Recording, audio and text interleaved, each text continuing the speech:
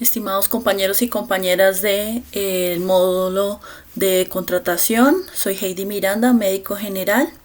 Mediante este video estoy haciendo respuesta a nuestro taller de teoría de la contratación en su eje 2, en el cual tenemos 4 preguntas delimitadoras de este proceso educativo. Entonces me permito dar mi aporte al foro de hoy. Tenemos la primera pregunta: ¿cómo se puede integrar el conocimiento de la teoría de la contratación con el sector salud y sus diferentes formas de contratación? Tenemos primero que recordar un poco la parte legislativa y normativa que enmarca el proceso de contratación en nuestro país. Tenemos que tener en cuenta primero que todo la Ley 100, en la cual están delimitados los procesos de atención en salud para la población en Colombia, la Ley 750, en la cual vamos a estar teniendo una delimitación de los recursos del erario público para la atención y la prestación de estos servicios en salud, donde tenemos delimitados unos principios que rigen los principios de contratación y los mecanismos que aseguran el cumplimiento de los objetivos del Estado, específicamente en la Ley 80 de 1993 y en el Estatuto General de Contratación Pública,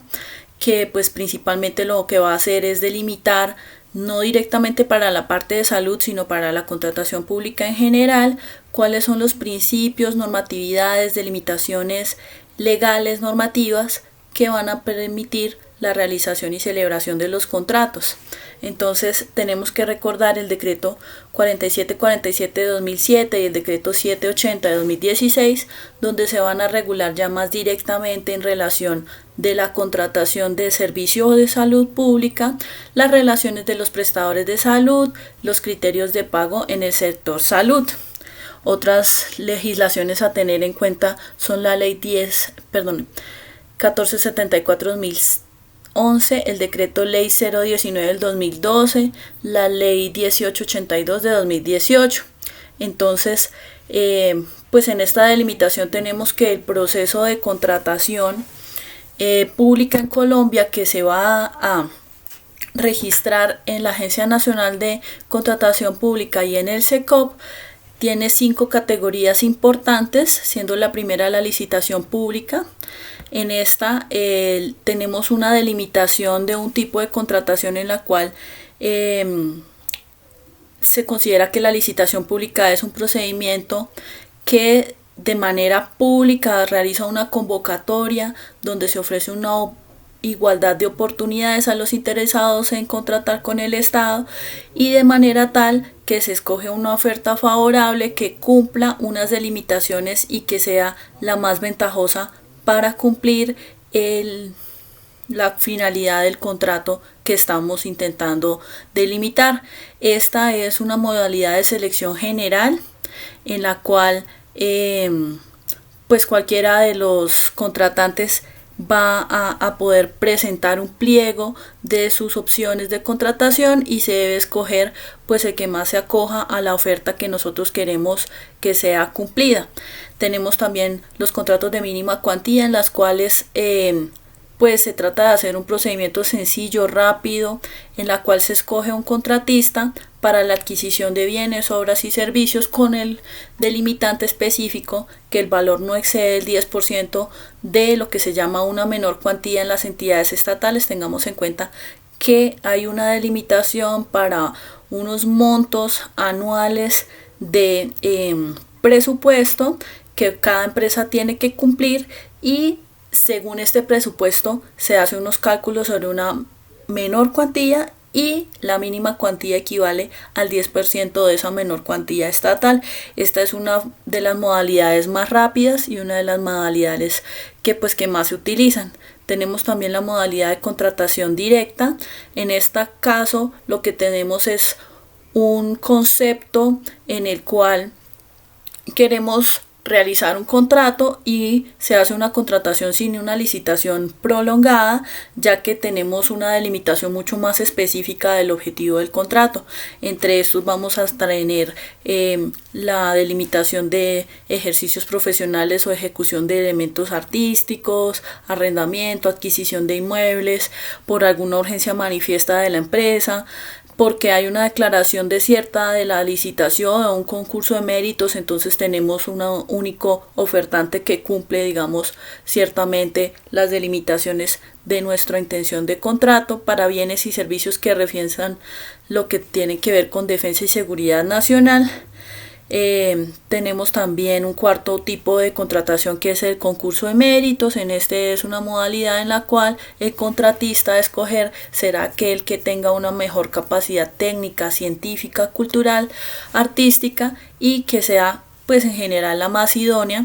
Recordemos que según la ley 1150-2007 se corresponde a una modalidad en la cual vamos a intentar utilizar unas herramientas de un concurso abierto o con unas calificaciones, y aquel que obtenga la calificación más meritoria, pues como lo dice su nombre, mérito, va a ser el escogido. Como por último tenemos la selección abreviada. La selección abreviada se realizará en caso tal en el cual tengamos una destinación de una cuantía, bien, obra o servicio que permitan un servicio de contratación o proceso simplificado que se va a utilizar específicamente para la adquisición y suministros, para contrataciones menores y donde haya habido previamente pronto otro tipo de contrataciones intentadas como proceso de licitación pública y donde luego de haber hecho este proceso se declare la licitación desierta. Ya más específicamente para las modalidades en el sector salud, tenemos otras modalidades que se llaman modalidades de pago, siendo principalmente estas el pago por capitación. Esta es una modalidad de contratación en la cual se considera una suma específica por persona para la atención de una demanda de un conjunto preestablecido de atenciones de tecnología en salud que va a ser de una baja complejidad, y esto se delimita en un periodo de tiempo definido. Esto quiere decir que la unidad de pago por capitación normalmente la estamos manejando por grupos etarios, por tiempo para cada entidad prestadora de servicios de salud. Tenemos adicionalmente el pago por episodio de atención. En este tipo de modalidad de contratación se reconoce como una suma fija a un grupo de tecnologías de salud que van a ser suministradas a los pacientes en condiciones individuales por un tiempo determinado, en este cual se delimita el inicio, curso evolutivo y fin de la atención. Entonces es un proceso en el cual tenemos un episodio aislado y en ese episodio aislado vamos a delimitar el pago según los usos, requerimientos y necesidades del paciente. Tenemos el pago integral por grupo de riesgo. Este es un tipo de contratación donde se delimitan una suma fija por persona para cubrir un conjunto de servicios y tecnologías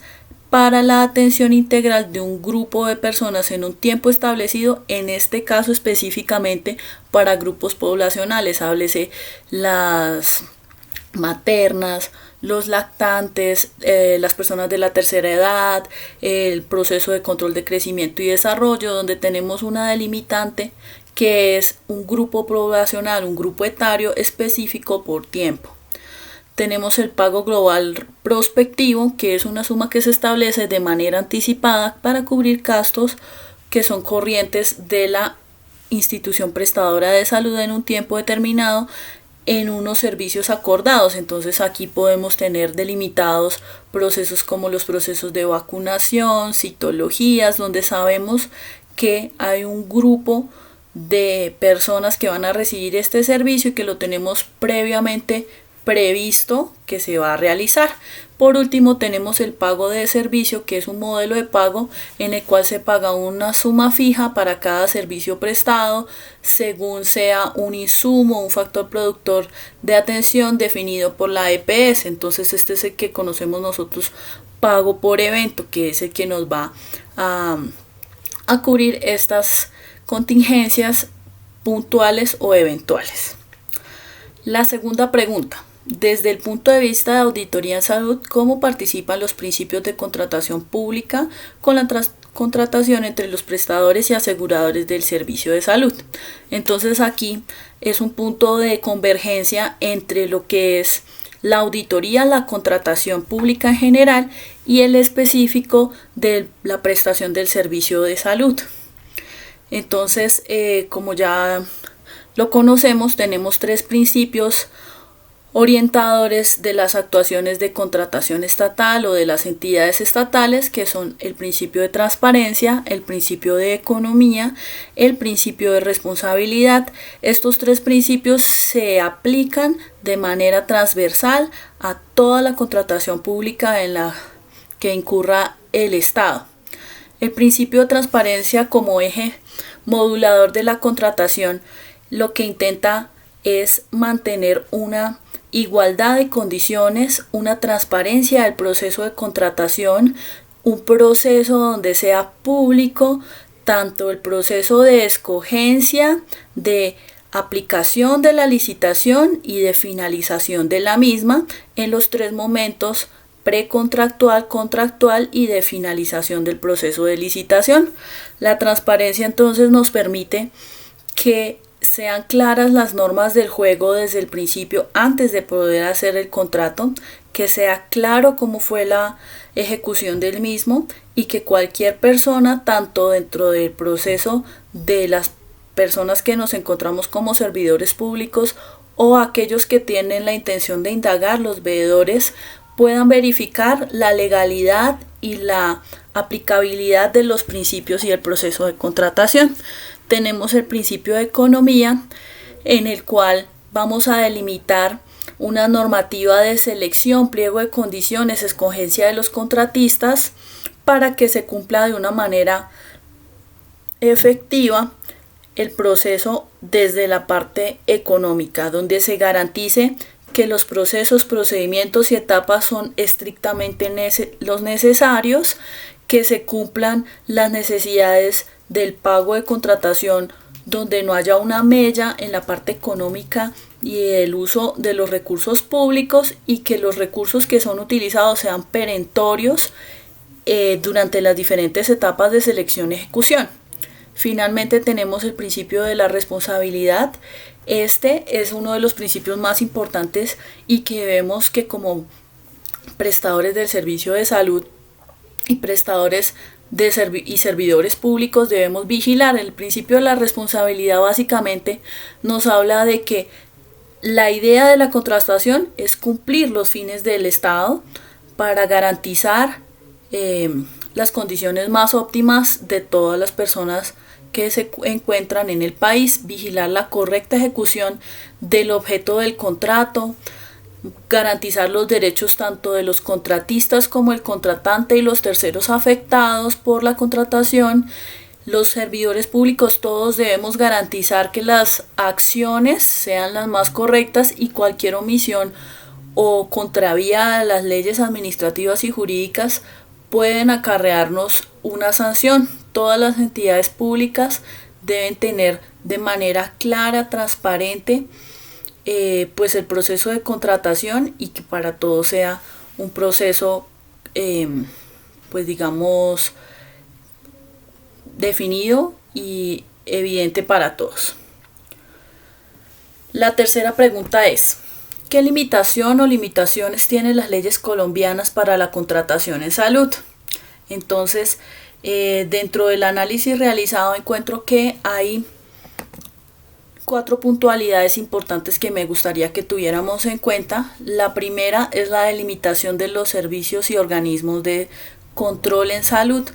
Nuestra legislación contiene múltiples documentos en los cuales hay una delimitación específica de los procesos que se deben realizar. Tenemos superintendencias, tenemos entidades territoriales de nivel nacional, departamental, municipal, regional, y en respecto a esta legislación hay una cantidad enorme de normatividades, y algunas normatividades han estado siendo reemplazadas unas con otras, y digamos que ese proceso ha producido que las delimitaciones previas no prevalezcan suficiente tiempo o se han saltado algunas normatividades reemplazándose con otras, y esto ha generado un ámbito donde la delimitación de la prestación de los servicios puede tener algunos vicios de interpretación.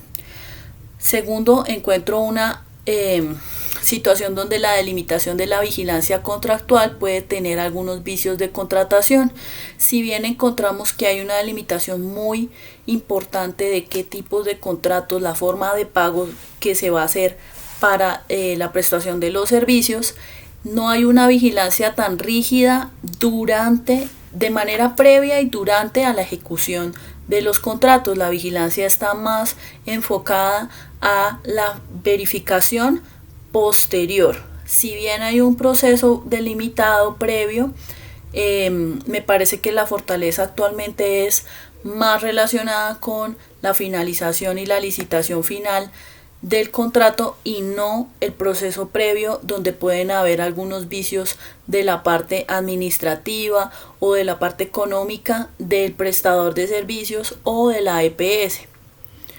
Encuentro un punto débil que se delimitaría como una dependencia del equilibrio económico en el ámbito de la prestación del servicio. Sabemos que la parte de los recursos económicos del Estado están delimitadas por entidades territoriales a nivel nacional, departamental y local, y pues el desembolso de esta parte económica se hace de una manera no tan fluida, y podemos ver cómo las transferencias económicas entre EPS, IPS, entidades territoriales y demás prestadores de servicios de salud no es continuo, y encontramos momentos en los cuales las personas que realizamos la prestación de los servicios de manera directa encontramos que no tenemos pagos oportunos, que no hay suministros, que no hay dotación, porque los procesos de contratación, pago y uso de estos pues no son lo suficientemente fluidos. Tenemos como un último punto la deficiencia en la continuidad de integración de los diferentes estamentos de salud, que impide que los usuarios accedan a los diversos niveles de prestación de servicios en las redes de primer, segundo, tercer y nivel. Entonces encontramos pacientes que tienen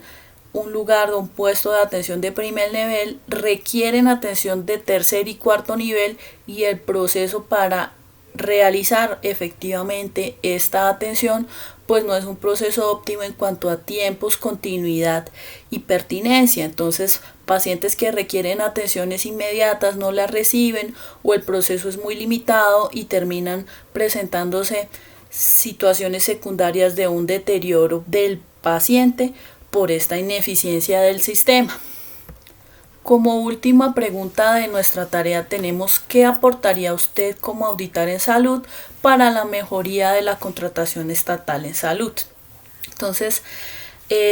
considero que el proceso de vigilancia de los puntos precontractual, contractual y de finalización del contrato tiene un punto deficiente en el ámbito de la continuidad en la prestación del servicio de salud. ¿Cómo articular que los pacientes tengan un acceso desde el primer nivel hasta el cuarto nivel sin importar su condición económica?